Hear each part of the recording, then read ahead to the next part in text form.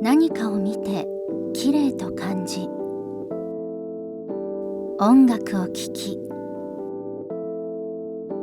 香りを嗅いで落ち着いて、おいしいものを食べ、触って心地よさを覚える。多くの人が幸せを感じる瞬間だと思いますが、実はこうした五感で得られる情報をすべて苦痛に感じる人がいるのです。こんにちは。はい、よろしくお願いします。加藤自衛さん、18歳。彼が幼少期から抱えているのが感覚過敏。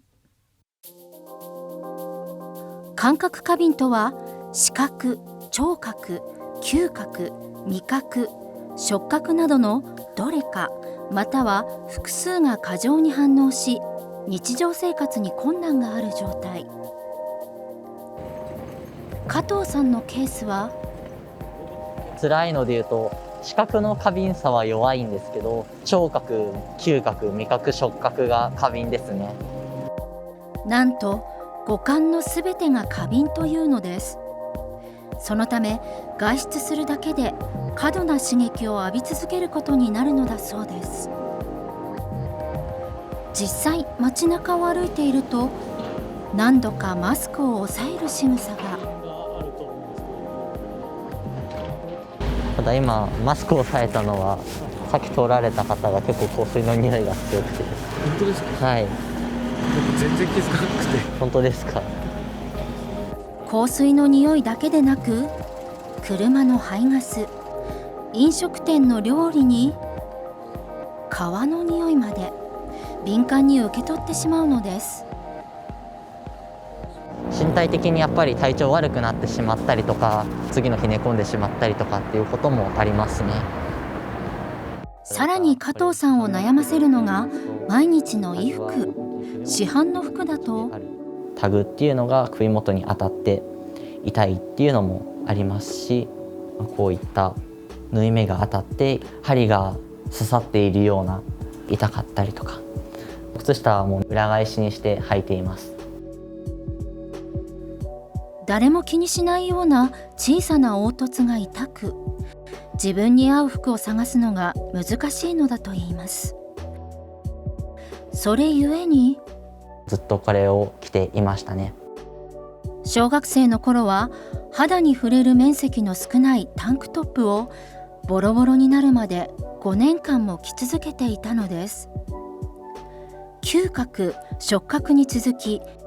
味覚でも。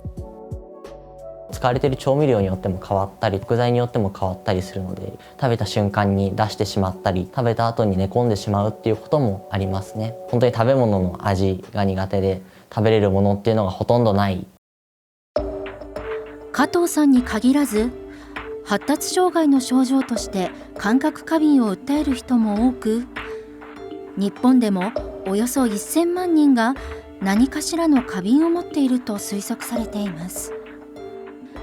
しかし見た目には全く分からず、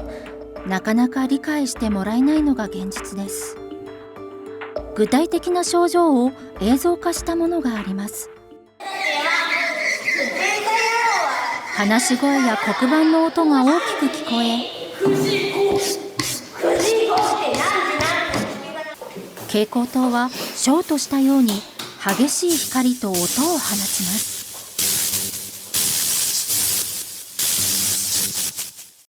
あくまで一例ですが、常にこのような状況が続くのです。加藤さんはこうした生きづらさを知ってほしいと、13歳の時に感覚過敏研究所を設立。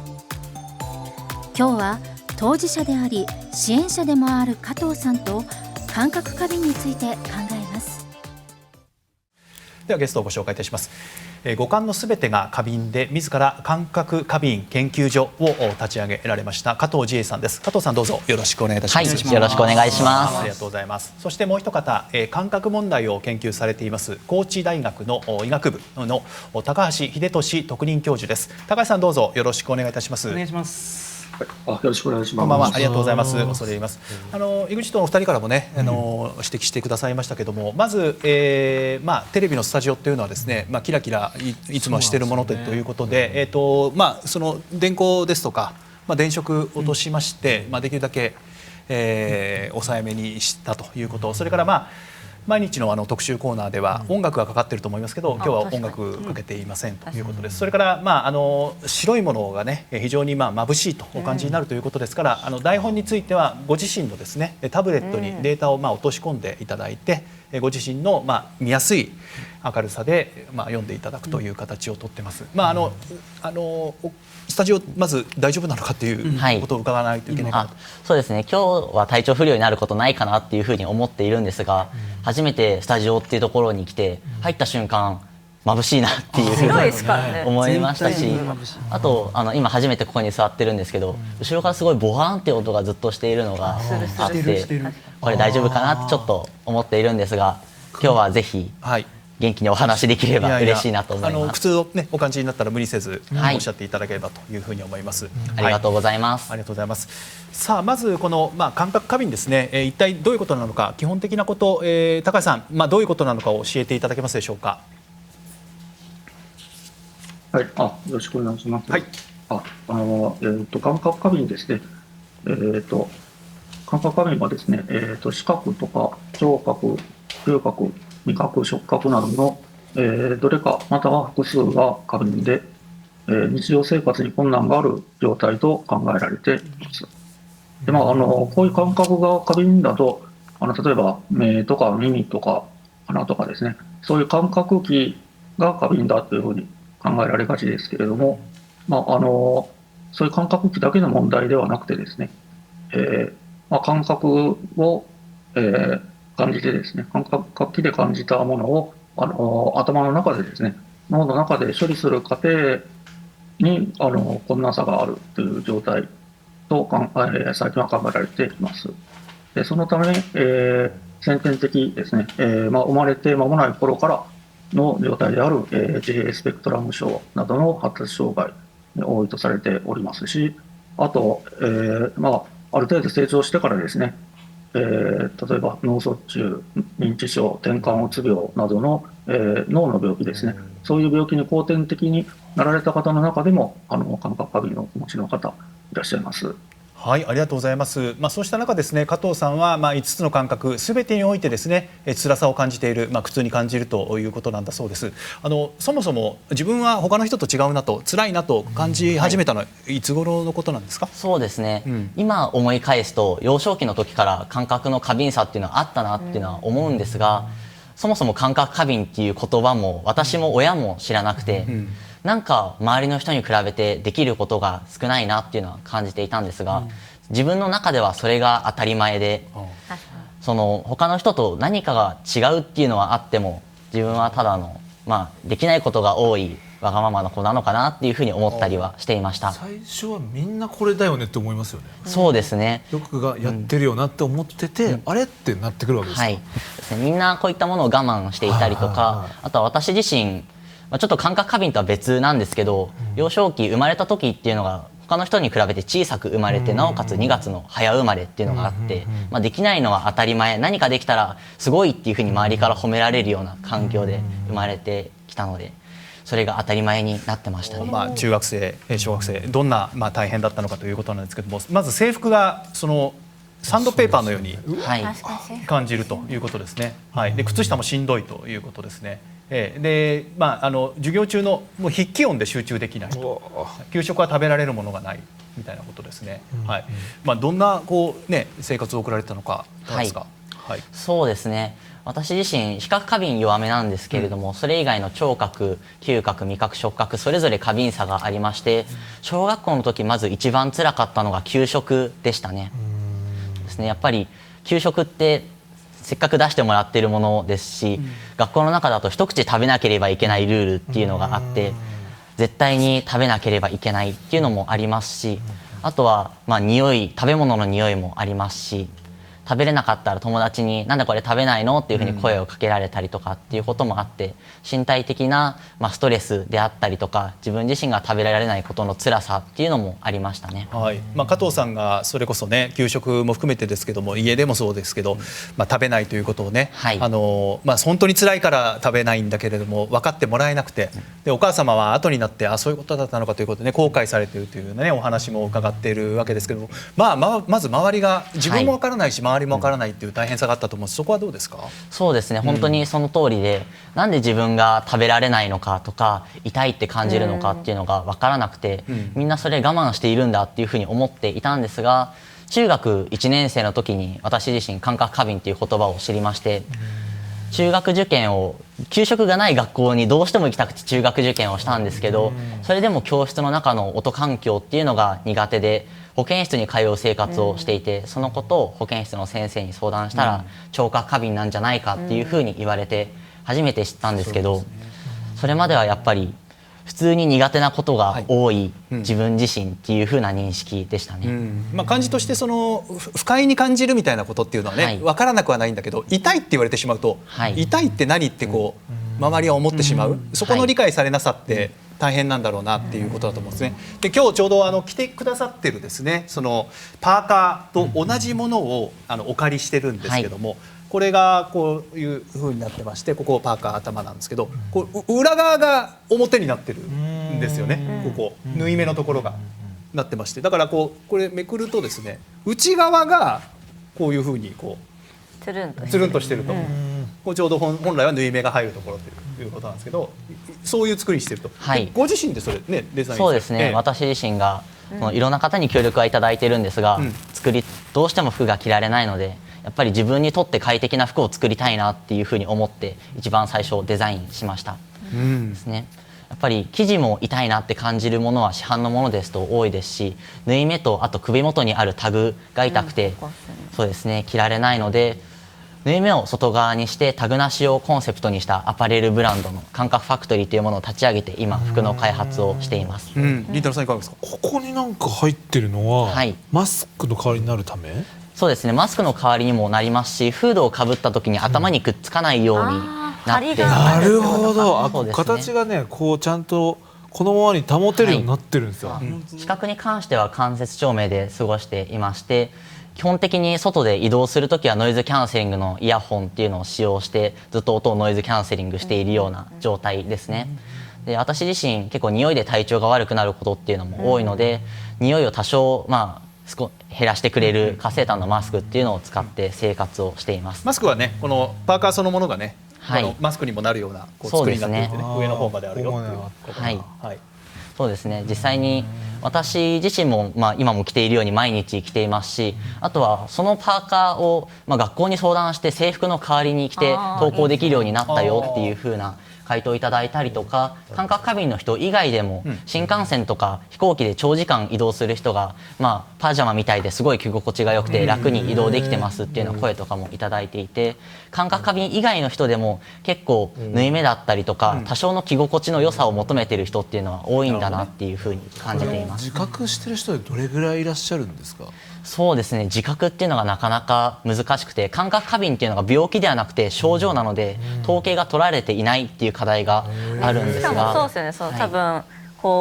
ちょっと違いますけど、精神疾患とかもその問題になったらそれは疾患で、そこまでのグレーゾーンで別に病院はつかないじゃないですか、みたいな感じで、本当にクリティカルに問題になるまでは多分グレーゾーンだから、そこまで含めると結構多分いるのかなって五感すべてっていうのはね、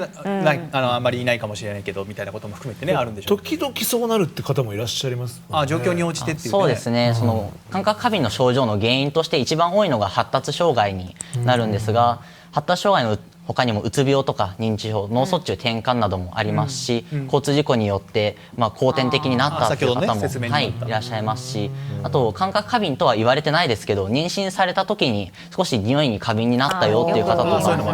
はいありますし、コロナの後遺症だってね。そうですね、コロナの後遺症で味覚が逆にドンマになったりとかっていうことも、味が分かんなくなるとか、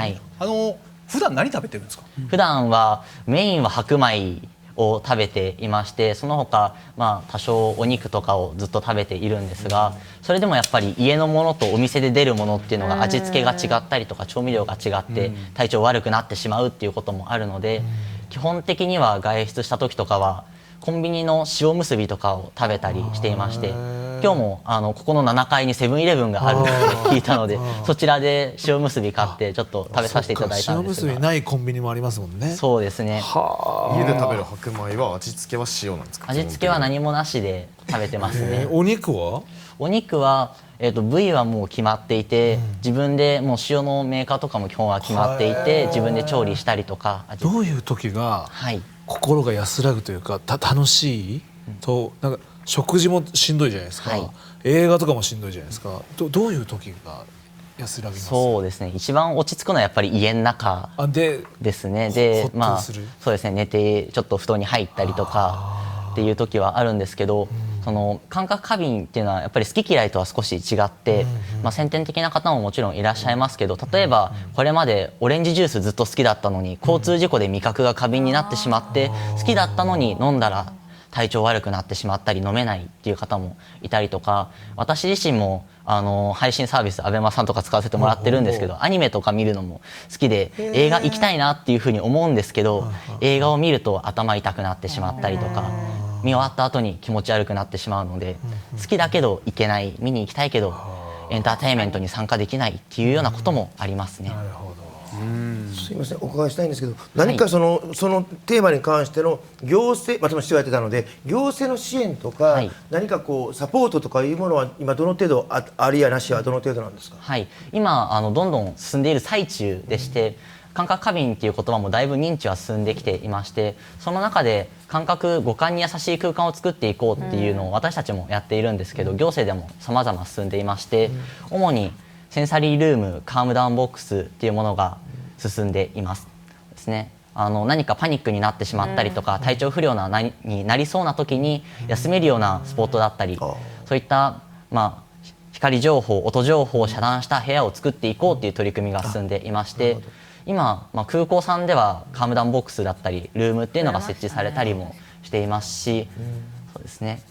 あとはそうですね、代々木国立競技場とかサッカースタジアムでも結構活発に起こっているような活動になります。ご自身でね、研究所を立ち上げてということでやってらっしゃいますが、どんな活動を中心にやってらっしゃる？そうですね、私たち感覚過敏研究所は主に3つの軸で動いていまして、感覚過敏をまず知ってもらおうという啓発活動と、あとは対策商品だったりサービスの開発、あとは研究になります。今最も力を入れているのが五感に優しい空間を作っていこうという事業になってまして、